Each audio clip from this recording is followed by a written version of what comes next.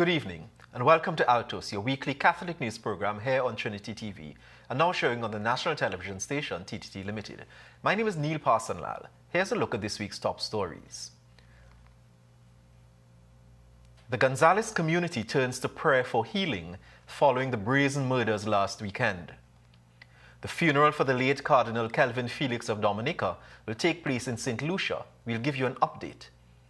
And we wrap our Corpus Christi coverage with reports from San Fernando, Scarborough, and other parishes. And later, we discuss men and their mental health with psychologist Sule Joseph. And now for our top story. Do not let grief lead you to revenge. Those were some of the consoling words of Father Matthew Diru, parish priest of Gonzalez, at a mass which included a special liturgy of lamentation on Wednesday for Jaden Rez, Jonathan Arjun, Peter Williams, and Kelvin King, all of whom were shot dead last Sunday in Gonzalez and at the Port of Spain General Hospital. Catholic News Altos was present at that liturgy. Blessed hope and the coming of our Savior Jesus Christ.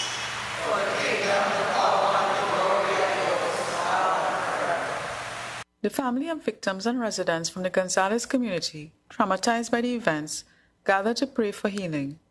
Parish priest Father Matthew Deru said people can have their feelings, but revenge should not be the response. So many things in our life that things come to us and we say, well, I will deal with this in this logical way that I know how to deal with, and I will get even, and I will name, and I will hurt. Father Deru cautioned that the logic of the world, an eye for an eye, was not the logic of Christ. There is an alternative. I don't have to go down a particular road. I don't need to walk that road. There is a choice. I have a choice. And that is hope. And that is faith. And that is love. The congregation was invited to express their trauma and pain by writing their feelings on paper and placing them in a basket. They also prayed in pairs.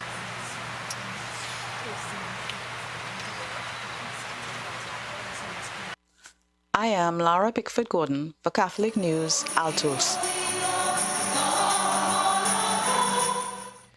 The Caribbean continues to mourn the passing of His Eminence Cardinal Felix, Archbishop Emeritus of Castries and the first cardinal to be named from the Antilles Episcopal Conference. Since news of his passing on Thursday, May 30th, the solemnity of Corpus Christi, social media has been flooded with hundreds of tributes and condolences. Associate Editor Simone DeLochan has more in this wrap-up. Heartfelt messages were shared by both laity and clergy on the Cardinal's passing. He was described as a man for the century and a man of vision, compassion, and faith. St. Lucian priest Monsignor Patrick Anthony shared his tribute via the Lucian Talk, Jesus Talk program. Reflecting on the many deaths he witnessed in his 52 years of priesthood, Monsignor Anthony described the final days of Cardinal Felix as a moment of divine grace. It was a rhythm that went on for hours and days, interspersed by cries of, "I thirst," lifting his hands in the form of a cross and asking for support for his arms to be held up. An extraordinary journey of pain, oblation, self-offering that quietly ceased minutes before church bells would ring out throughout the island, proclaiming the commencement of the liturgy for the solemnity of Corpus Christi. Pope Francis issued a statement via Vatican News expressing condolences to the laity in the West Indies. The Pope highlighted Cardinal Felix's dedication to education and his significant contribution to the Church throughout the Caribbean. The funeral mass of Cardinal Felix will take place 10 a.m. on Wednesday, June 12th at the Minor Basilica of the Immaculate Conception in Castries. According to his wishes, he will be buried at the cathedral grounds in his homeland, Dominica. I am Simone DeLochan for Catholic News, Altos. Speaking at the Corpus Christi celebrations at Our Lady of Perpetual Help in San Fernando, Parish priest Father David Can had some strong advice for leaders in society. Lara Pickford-Gordon tells us more in this story.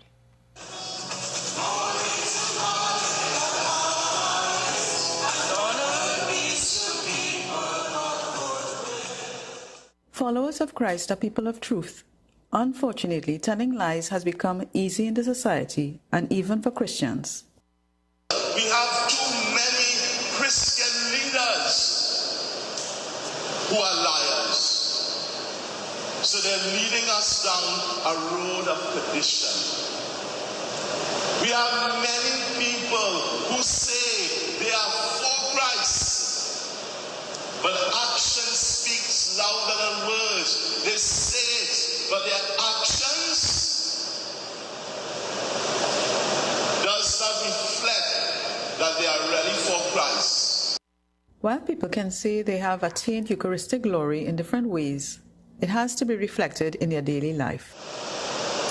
If we are living Eucharistic glory, the people we reach out and touching,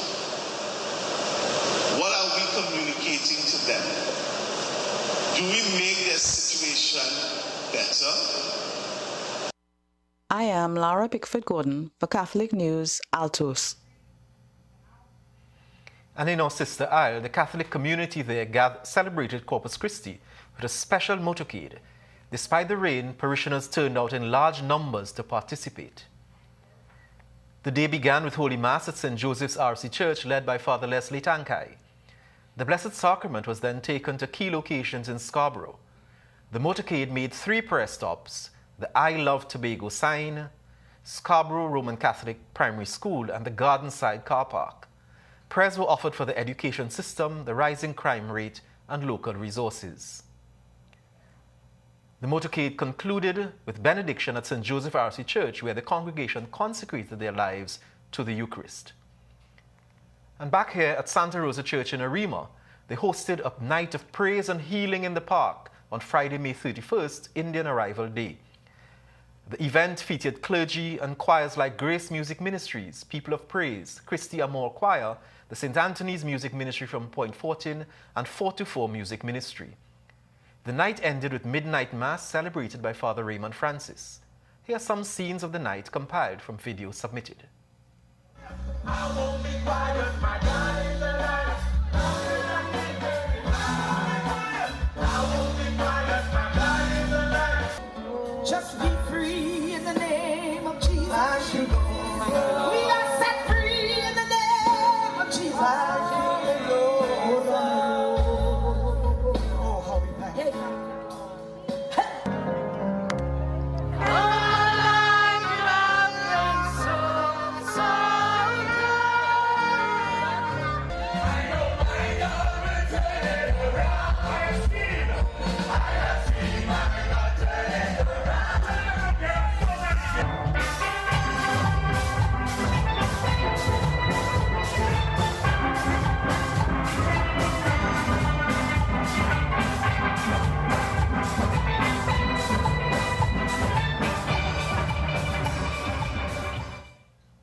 Beauty of our Catholic expressions.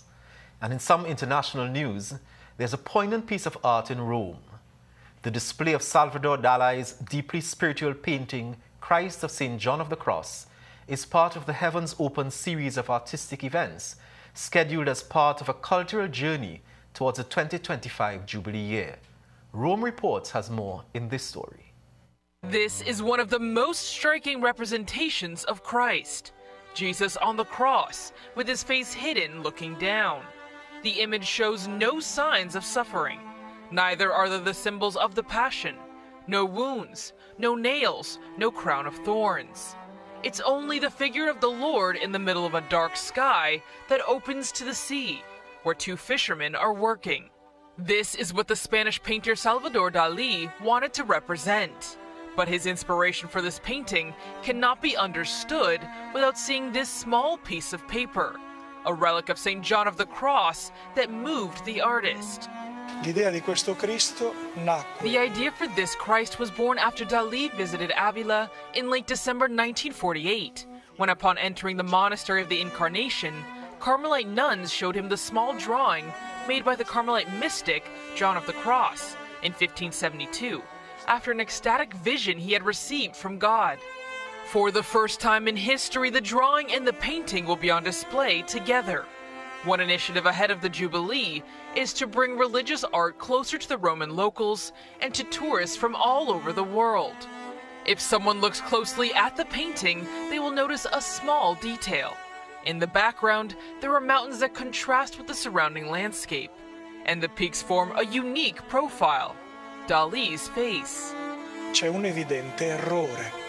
There is an obvious mistake because there is a very irregular and uneven mountain formation which he puts there on the horizon.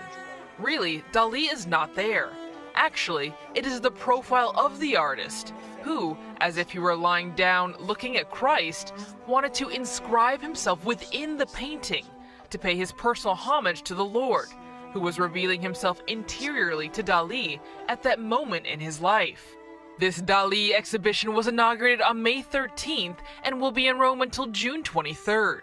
It is estimated that more than 300,000 pilgrims will have passed through this space in Rome to visit these images of Christ, both with a Spanish origin. It's time now for us to take a short break, and when we return, we speak with psychologist Sule Joseph about men and their mental health. Before we go, have a look at this week's trivia question.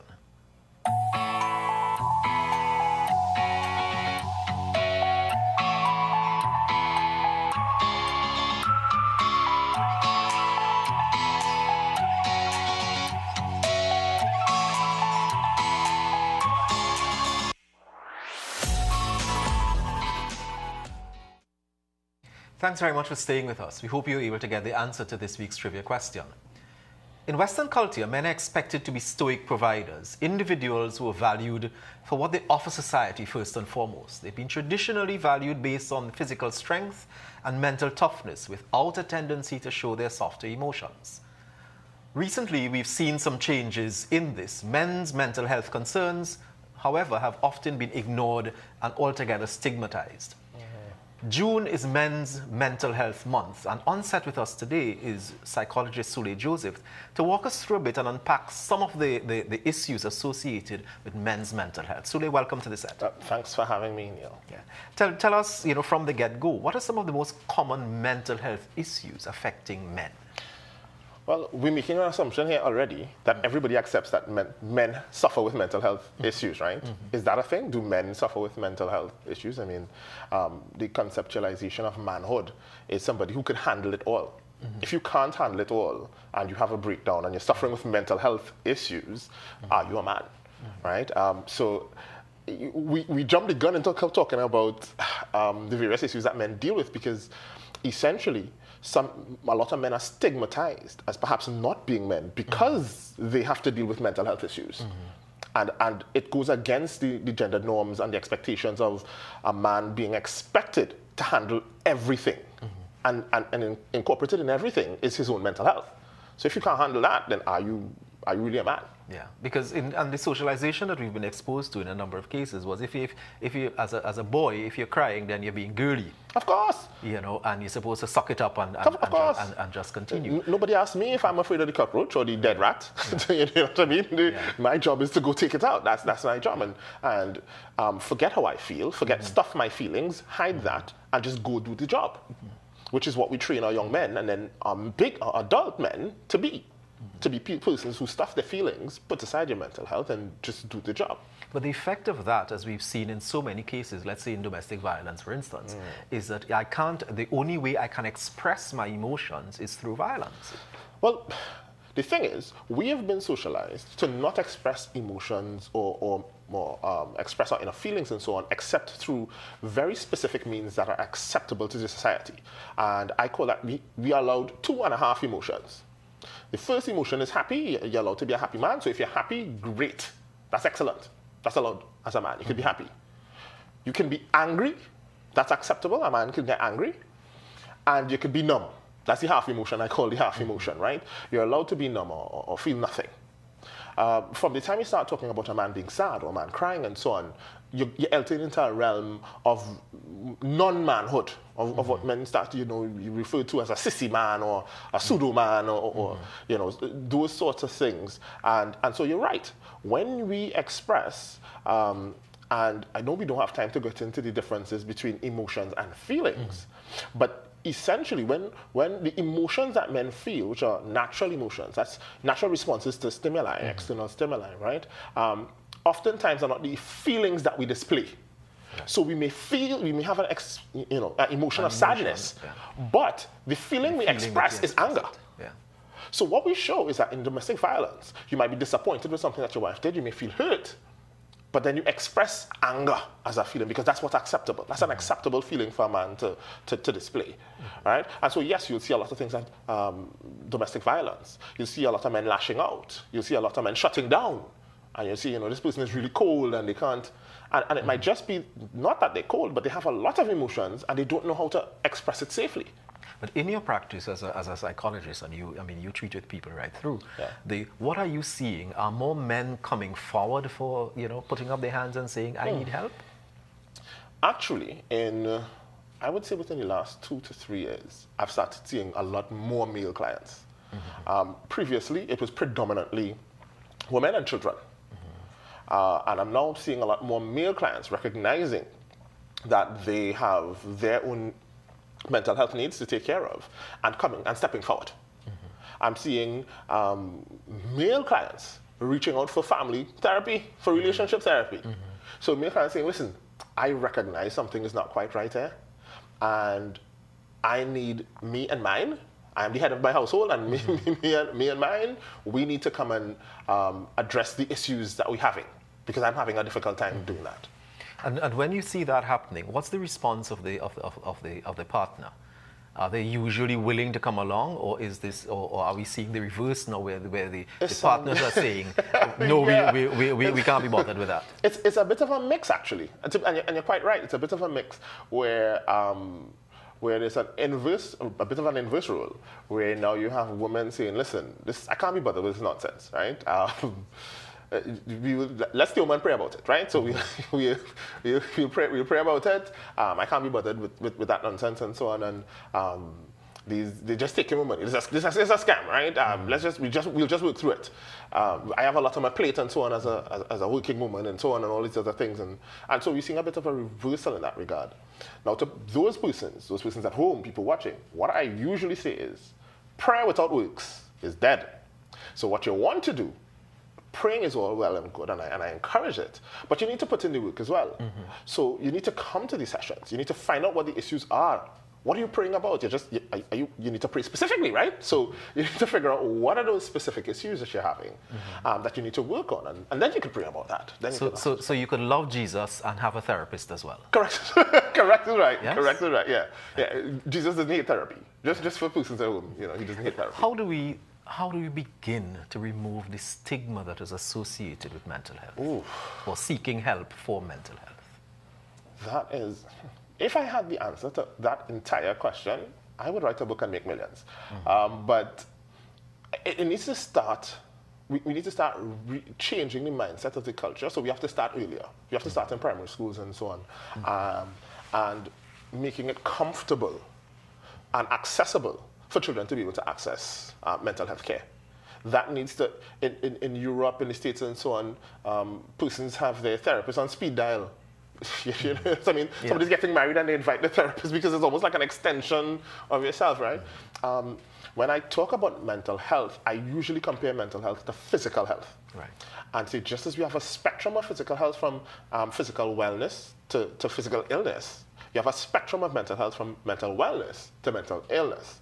And so if you can go and do doctor checkups, not that you're feeling sick, you just go yearly to check up with your doctor to see if there's anything going on with you, especially after a certain age, you want to do more regular checkups, then we should be doing the same with our mental health, especially our men, because our men face significant expectations with a continuous reduction in support, right, in this modern society. So we ought to be doing mental health checkups frequently, men. But the challenge I have found is that whereas with physical health, so if you get a cut, you'll see the open wound. Right. Mental health is, or lack of mental health is more invisible, and therefore it's a lot easier to mask. How do we help men to remove the mask of their mental health, lack of mental health? Oh boy, you come up with some hard questions today. All right. Well, first off, one of the things I say frequently is I like fruits. I really like mangoes and Julie mangoes. So I want you and the audience to picture a mango tree, a Julie mango tree. And when sometimes you get a mango coming from a Julie mango tree that is yellow and it gets quaily with a lot of dark spots and so on it. It doesn't grow to full maturity, it stays small. Picking that mango does not solve the problem. It means on another branch somewhere else, another mango may grow just like it, right? That doesn't solve the problem. That's the fruit. The issue might just be that there's a mealybug infestation on the tree, or that the tree or the ground surrounding does not have enough nutrients. So that the earth needs more water, maybe the tree needs more water, maybe it needs more nutrients and so on. So the issue often is the root and not the fruit. But the fruit allows us to see that there's an issue that we may not be aware of. So what it might mean is for maybe not you, because you may not be paying attention to your changes, but the persons close around us would need to pay more attention to the fruit that we bear. And so if this is if you are a mango tree and you start producing something looking like an orange, then that is very unlike you. I said, this is not nail personal. This looks like an orange, not like a mango. And so the persons around you could start saying something is wrong. But picking that fruit, taking it to the bar to take a drink, or going and take a lime does not resolve the issue. What is at the root? Correct. At the root. At the root of the issue. Correct. So picking that fruit does not do that. So the persons around you need support. The persons around you will help you with the mask. Yeah. The statistics tell us that 1 in 4 persons in the workplace would have suffered from some kind of mental health issue. What do we say to employers about, because the majority of the workplace is men, what do we say to employers about looking out for mental health, men's mental health in the workplace? Oh, well, that is also, you just come in with some some sixes, all right. So that is also a bit difficult, because remember, the workspace that we have is representative of the society in which we live. And we don't necessarily prioritize men's mental health. So first you're talking about doing drives to educate and push the need for persons, the employers, to see why mental health is critical and important to staff members. Yeah, and same stats would show you that a mentally healthy person would be more productive. More productive. Correct, right? Which will gain the company more revenue and so on and whatever. So it's in the best interest of the organization to seek the best mental health of the employees, men by extension, right? You don't want a workspace where you have men frustrated and stressful, morale is down. Work input is down and so on, which can then go back to the home, and generally it causes a cycle, this cyclical mental health issue and degradation of your society. You really don't want that. And so, and I think that's a good place for us to wrap. And just to tell men, and we can all, speak to the men in our families, that mental health is really the wealth of your family. Yes. That all of us have a responsibility for our individual mental health, but we also need to check in on people. And with Father's Day coming up, avoid the socks, vests, and underwear. A mental health check is equally good under the circumstances in June. Sule, thanks very much for being with us. Stay with us. We'll be right back. We are taking a leap of faith on Trinity TV. Jump in with us for this new and exciting experience. Thanks very much for staying with us.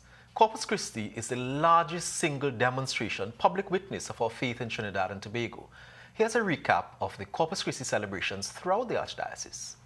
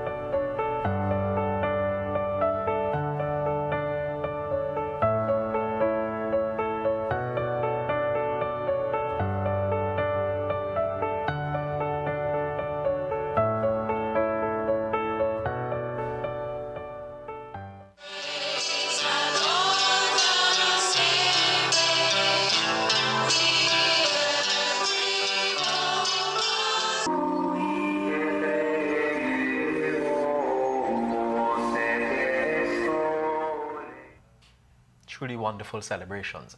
And even as we celebrate in life, there is death amongst us. And today we pay tribute and we offer condolences to a few persons who have passed on.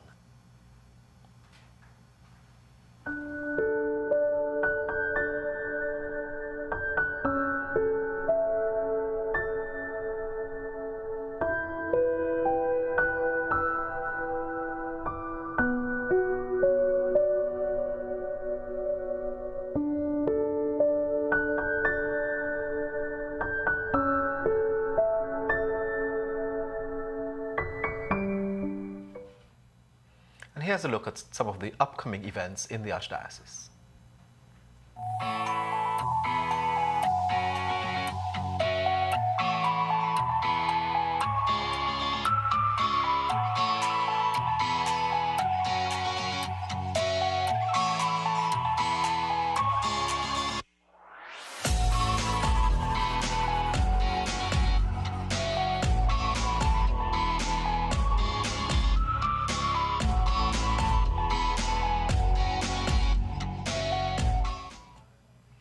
An associate editor of the Catholic News, Simone DeLochan, gives us a preview of what's in store in this week's edition. Does your blood type determine what you should eat? Dietitian Cherise Bronte-Tinque answers that question. And Father Stefan Alexander of the CCSG considers Voice's latest hit Pray and what it says about our youth. All this and more in this week's Catholic News. I am Simone DeLochan, associate editor. And that brings us to the end of this week's episode of Altos. Here's a reminder that you can send your correspondence to us at catholictt.altos@catholictt.org. We close with a message to the nation from local Calypsonian Voice, who encourages us to say a prayer. Thank you for tuning in, and please be safe.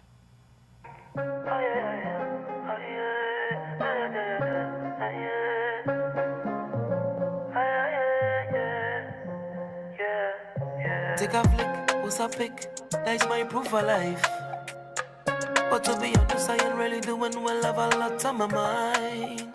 No shoulder to lean on, and soft man out of season. Still a toughen up and I fight my demons. Fight my demons. Tell me who gonna talk to who? My brothers have problems too. I'm not depressed and messed up too.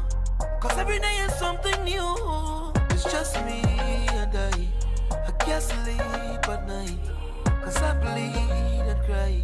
Eyes you want to, eyes people to. Pray for me, give me the confidence to talk. Pray for me, somebody hold me hand and walk. I don't mean to disturb you, but if you're there, can you hear me? Next time you talk to Jah, call my name, call my name.